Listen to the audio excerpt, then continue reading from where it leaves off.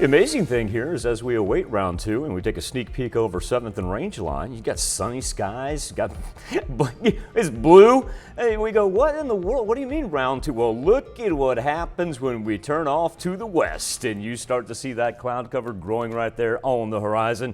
And speaking of the west, that is where the thunderstorms are emerging from for what's going to take us really all the way through the evening hours. This is the system that was sitting over central Kansas and central Oklahoma earlier today while we had the overnight early morning thunderstorms. Then we got ourselves a nice little break. As a matter of fact, you cut this swath out of northeast Oklahoma, kind of range all the way up past the north side of I-44. That's where that sunshine will pop every now and then, but of course then growing out as you move out to the west. Give you an idea of the old storm cones and how it is tracking pretty much due toward us. Even some of that's backfilling right now out in the Oklahoma Panhandle, eventually moving our way as well. And when we talk about the rain from overnight, we've got places in Fredonia in southeast Kansas that are in excess of 7 inches. And even southwest Missouri, where it was kind of late to hit, we're picking up 3 in between Joplin and in Carthage. And of course, that's why we got the amount of flood warnings that we do. Flood warnings lasting until 1. I know that those will not all be allowed to expire at 1. That's in the lime green, and then the little darker green you see, that is going to be a flood watch. And then the very dark swaths, those are flood warnings for our rivers. And you pick a river: Verdigris, Fall, Neosho, Osage, Little Osage. We got just about every single one of them right now under a flood warning with, of course, those different expiration times. Best thing to do is going to be stay off of those waterways until we get a chance to have some of those recede a little bit. 75 degrees is where we stand over Joplin, and we're going to be stuck there because the clouds will continue to grow as this latest front moves in. Cooler up to the north, still clinging to some 60s up there in Yates Center and Iola. Compare that way down to the south, throwing up some high 70s.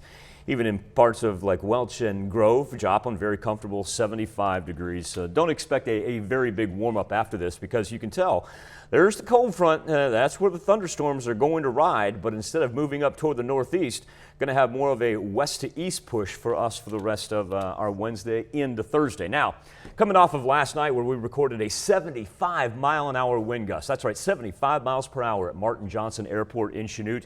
We're going to take the low category on the severe thunderstorm risk map when we talk about the hail, possibility of additional high winds. We kind of shift that down to the south because we've got enough on our plate to worry about with just the amount of rain that we still have to pick up. So flooding going to be a concern for tonight. And once again, let's plan on flooding being a concern for tomorrow morning as well. But the closer we get to midnight, the closer we are to getting some sunshine.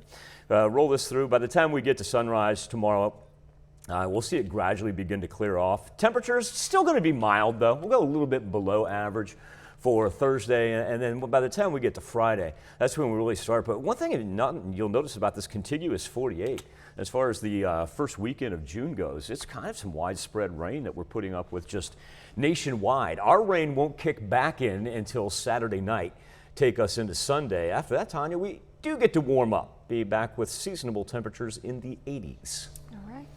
We're probably a little bit lucky that we're not spiking up right now to 85, 86, 87 degrees. It'd be a little steamy, you know, when we talk about the amount of rain that we already picked up. Yeah, no kidding. That humidity on top of it. Ugh. Yeah. I'm telling you right now, that would turn into mosquito central. I asked you for temperatures, like a 5-day stretch of temperatures in the 70s, and there yesterday was. I mean, I wasn't here to see it on the board. Did you caveat that and say no rain either? No. Okay. But see, no, I didn't. Okay. But I tell you what, I wasn't here to witness it, so I only see 4 on the board. If a tree falls in the forest. Nope, so you're only giving me 4. I need 5.